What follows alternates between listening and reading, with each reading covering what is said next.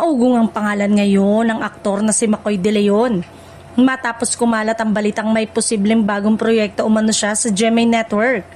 Dahil dito, marami ang nagtatanong kung may katotohanan nga ba ito o isa lamang espekulasyon ng mga netizen. Ayon sa ilang online post, napansin ng fans na tila may mga ganap si McCoy na konektado sa Kapuso Network. Kaya agad itong nagdulot ng espekulasyon na baka may upcoming project siya noon. Mabilis itong nag-viral at naging hot topic sa showbiz circles. Hindi rin naiwasan ang tanong ng marami kung lilipat na ba siya ng network. May mga haka-haka na posibleng maging simula ito ng bagong phase ng kanyang karir. Lalo na kung mas malalaking proyekto ang iaalok sa kanya. Gayunpaman, hanggang sa ngayon ay wala pang opisyal na payag mula kay McCoy De Leon o mula sa GMA Network tungkol sa anumang kontrata o eksklusibong paglipat.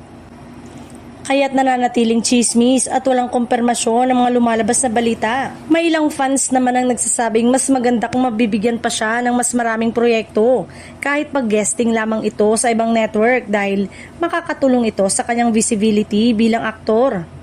May iba rin na umaasang mananatili siya sa kung saan siya mas komportable.